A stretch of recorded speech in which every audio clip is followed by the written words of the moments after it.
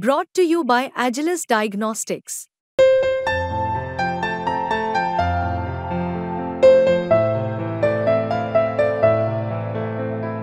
Agilus Diagnostics.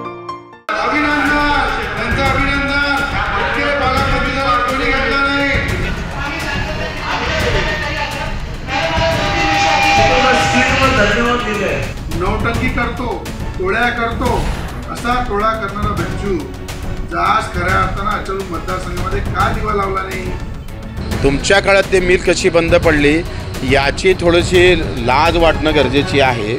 भिंडले मिलसाठी 20 कोटी रुपये तुम्ही देण्याचा जो निर्णय घेतला त्याबद्दल अभिनंदन तुमचा. जो निर्णय दिला केंद्राने सपोर्ट केला त्याबद्दल दादा अभिनंदन. एवढे पालकमंत्री झाले पण कोणी भिंडले मिलचा विषय घेतला नाही.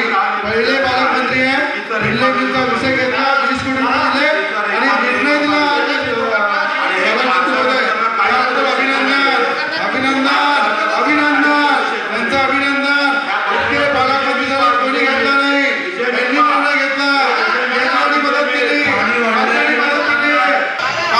न्याय दिला त्याबद्दल अभिनंदन.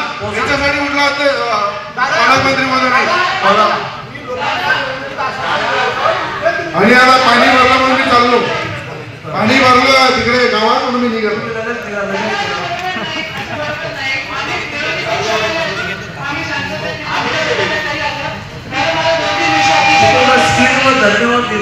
माझी खासदारांनी नवनीत राणांनी केलेला पाठपुरावा, मी केलेला पाठपुरावा, गिरणी कामगारांनी केलेला पाठपुरावा, जिथे म्हणाल तिथे बसायला तयार आहे आणि दूधचं दूध पाणीचं पाणी करायला तयार आहे.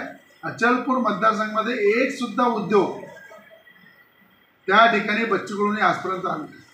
कुठल्या प्रकारचं गव्हर्नमेंटचं सिनियर कॉलेज आणलं नाही युवकांच्या दृष्टीने.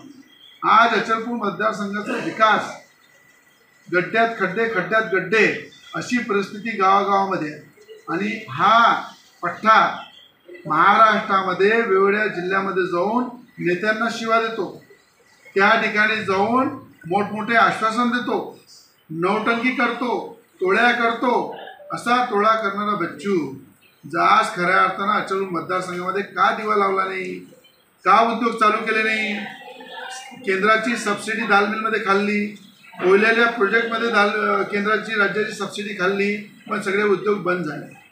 म्हणून त्याची नौटंकी अचलपूर मतदारसंघाला तर माहीतच आहे, पण राज्याच्या अनेक भागामध्ये सुद्धा माहीत झालेली आहे की हा सत्ता परिवर्तनासाठी सुद्धा पैसे घेतो, एखादा पाळ्यासाठी पैसे घेतो, एखादा निवडून येण्यासाठी पैसे घेतो. आज नवनीत राणाच्या परावामध्ये सुद्धा माझ्याकडनं विड्रॉ करण्यासाठी पैसे मागितले होते.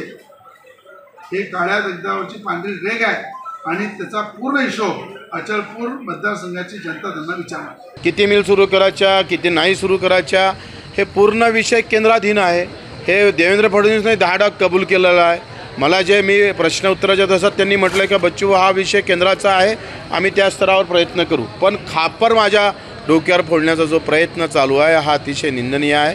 मला वाटते तुम्ही खासदार होत्या, तुमचं सरकार होतं आणि मिल काँग्रेसच्या काळात सुरू झाली आणि भाजपच्या काळात ते बंद पडली, याचं थोडं दुःख वाटलं पाहिजे. तुमच्या काळात ते मिल कशी बंद पडली याची थोडीशी लाज वाटणं गरजेची आहे. उलट आपणच ते बंद पाडण्याचा जो काही प्रयत्न झाला केंद्र सरकारकडून त्यावर आपण काही करू शकलं नाही. 4 वर्ष मिल बंद आहे, अजूनही बंद आहे. आखरी राजकारण व्हायला नको, ते मिल सुरू होणं महत्त्वाची आहे, परंतु जाणीवपूर्वक मला बदनाम करण्याचा जो प्रयत्न आहे तो फार चुकीचा आहे. स्वतःच्या मतदारसंघातल्या 2 मिल बंद आहे, तिथे काही करू शकले नाही आणि आता फिरले मिल सुरू करायला निघाले म्हणजे हा मूर्खपणा लोकांना लक्षात येईल.